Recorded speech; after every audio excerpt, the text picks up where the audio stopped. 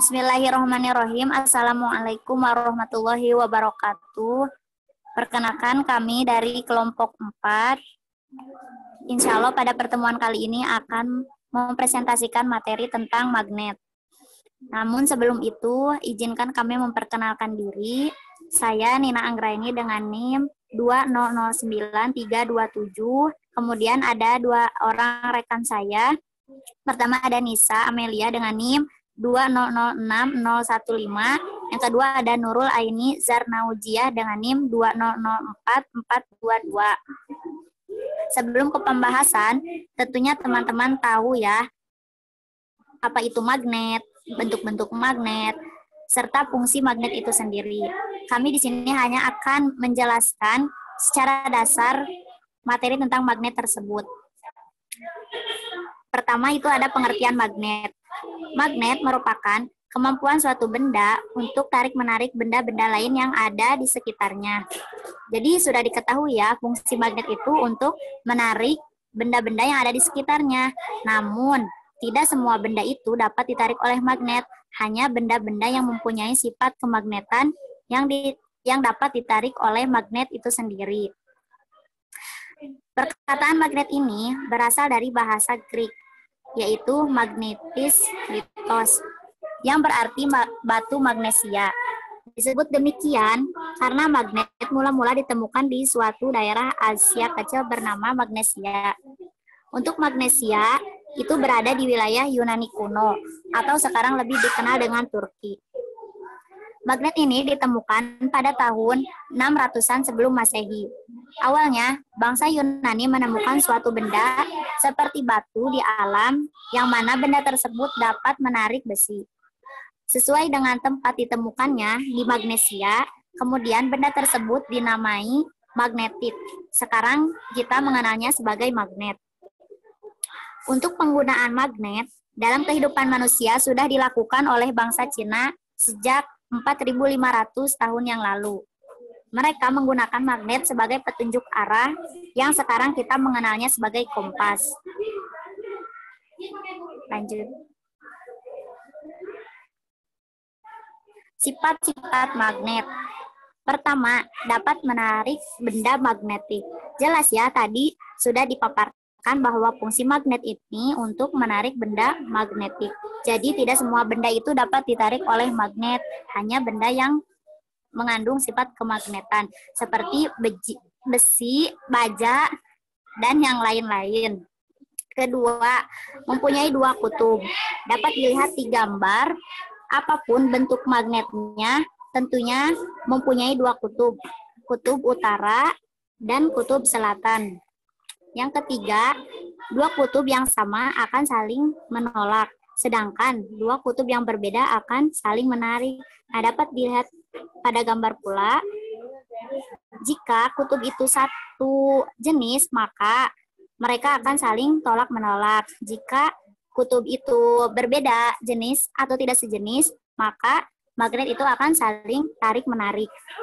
Yang keempat, sifat magnet dapat hilang. Dengan cara apa? Dengan cara dipukul, dibakar, dan dialiri arus listrik AC.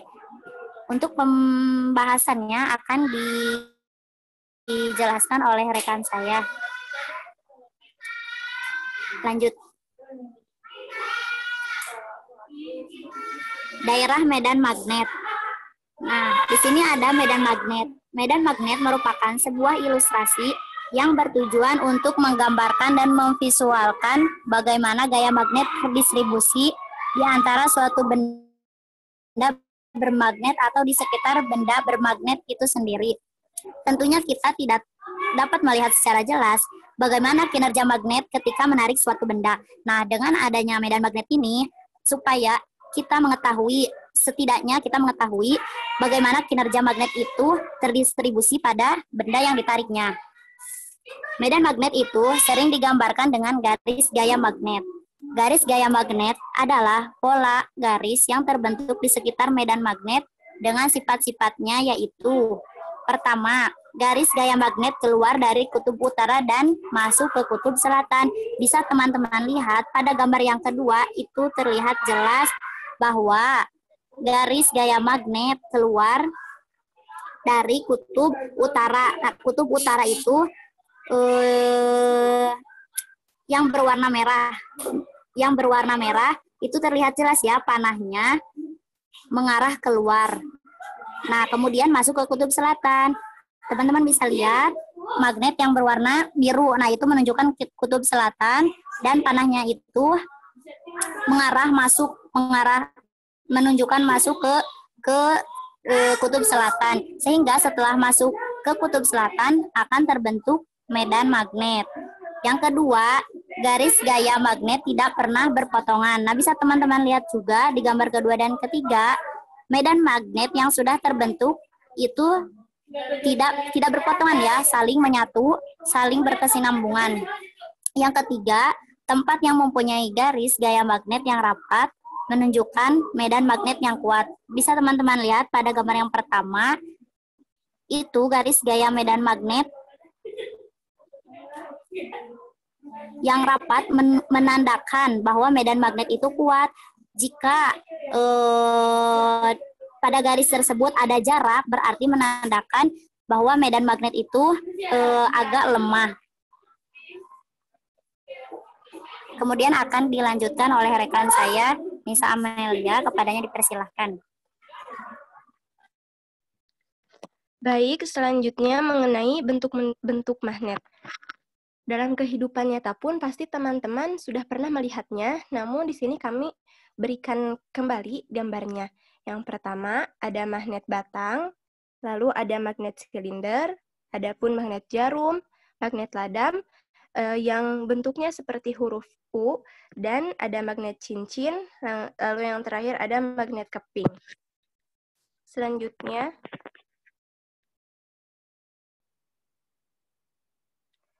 mengenai jenis-jenis magnet, terbagi menjadi dua. Yang pertama, ada magnet alam. Nah, magnet alam ini merupakan salah satu jenis magnet yang sudah memiliki sifat kemagnetan secara alami, yang berarti tanpa adanya campur tangan manusia dalam proses pembentukannya.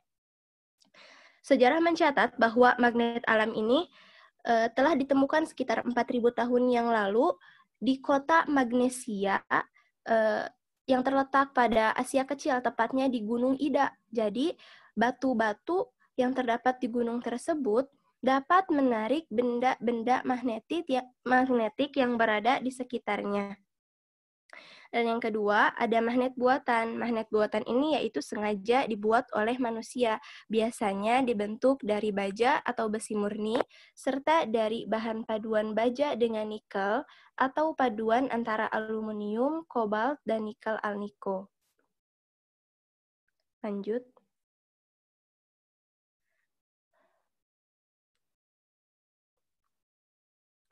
Pembahasan mengenai bahan magnetik dan non-magnetik. Yang pertama, bahan magnetik. Ya, bahan magnetik merupakan suatu bahan yang memiliki sifat kemagnetan, yang memiliki daya tarik magnet. Dalam komponen pembentukannya, jadi selain memiliki daya tarik magnet, tentunya dapat dibentuk menjadi macam-macam magnet. Bahan magnetik disebut juga dengan ferromagnetik, diantaranya yaitu ada baja, besi, nikel, dan kobalt. Lalu ada bahan non-magnetik. Bahan non-magnetik ini tidak memiliki daya tarik magnet dan tidak dapat dibentuk menjadi magnet. Nah, selanjutnya ada bahan paramagnetik, yaitu benda yang dapat ditarik dengan lemah oleh magnet yang kuat. Jadi benda-benda ini tidak memiliki daya tarik magnet yang kuat atau lemah. Contohnya seperti aluminium, tembaga, dan platina. Meskipun magnetnya kuat, tapi daya tariknya itu akan tetap lemah karena bendanya ini yang tidak memiliki daya magnet yang kuat.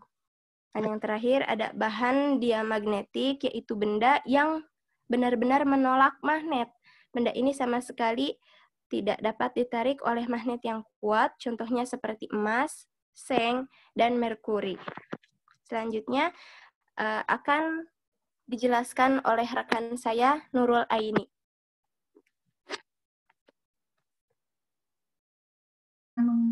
Mengenai cara pembuatan magnet. Yang pertama yaitu dengan cara menggosok. Batang besi atau baja dapat dijadikan magnet dengan cara digosok dengan magnet permanen secara kuat dan berulang-ulang sepanjang arah batang ke satu arah.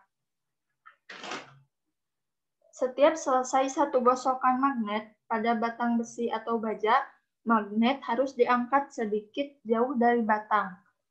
Pada ujung berakhirnya gosokan, terjadi kutub magnet yang berlawanan dengan kutub magnet yang digosokkan.